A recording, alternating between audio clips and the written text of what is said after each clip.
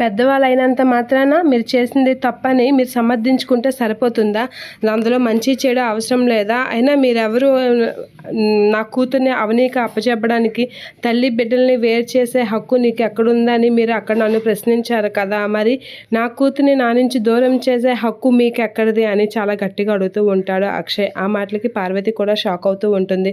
ఇక కమల్ వీళ్ళందరూ అయితే షాక్ అవుతూ ఉంటారు. అవని కూడా, పల్లవి వీళ్ళందరూ అయితే షాక్ అయ్యి అలా చూస్తూ ఉంటావు. ఏంట్రా నువ్వు నన్ను ఎదిరించి ప్రశ్నించినంత వాడివి అయిపోయావా అని రాజేంద్ర ప్రసాద్ అయితే అక్షయ్ని అంటూ ఉంటాడు. ఏంటి నాన్న, మీరు చేసిందంతా తప్పని మీరు సమర్థించుకుంటే సరిపోతుందా? అయినా మీకే హక్కు ఉందని నా కూతుర్ని నా నుంచి దూరం చేశారు అని చెప్పేసి చాలా సీరియస్గా అంటూ ఉంటాడు. ఆ మాటలకి అక్షయ్, శ్రీయ వీళ్ళందరైతే షాక్ అయ్యి అలా చూస్తూ ఉంటారు.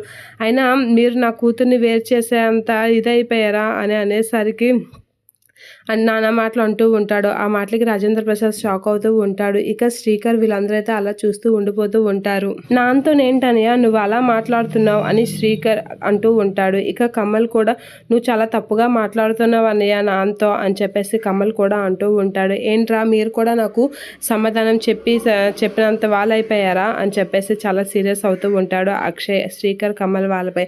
అలా వాళ్ళపై అక్షయ్ సీరియస్ అయ్యేసరికి పార్వతి అయితే షాక్ అవుతూ ఉంటుంది. అది కాదన్నయ్య అసలు నాంతోనే అని అంటే, ఏంట్రా నువ్వు కూడా నాకు చెప్పినంత వాడివైపోయావా? నువ్వు చెప్పిన మాటలు నేను ఇప్పుడు వినాలా అని అంటూ ఉంటాడు. అలా అనేసరికి కమలైతే అలా షాక్ అయ్యి అలా చూస్తూ ఉంటాడు. అవనికి ఒక బుల్లెట్ తగిలేసి తన ప్రాణాపాయ స్థితిలోకి వెళ్ళేసరికి నాన్నపై మర్డర్ అటెంప్ట్ కేసు పెట్టావు.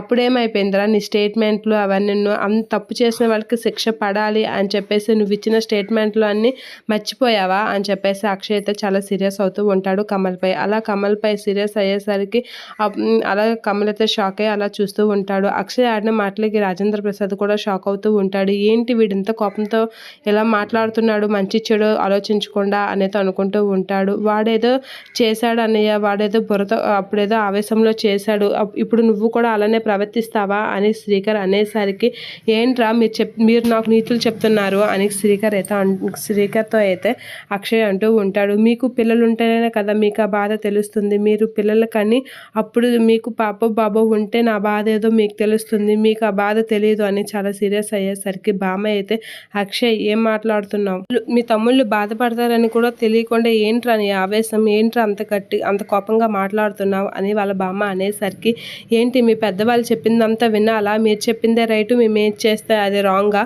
అని చెప్పేసి అక్షయ్ అయితే చాలా సీరియస్ అవుతూ ఉంటాడు. మీరు చెప్పిందంతా విని మేము ఇలా మీకు చెప్పిందన్నిటికి తల ఊపాలా, మాకంటూ ఒక ఇది ఉండదా అని గట్టిగా అంటూ ఉంటాడు అక్షయ్.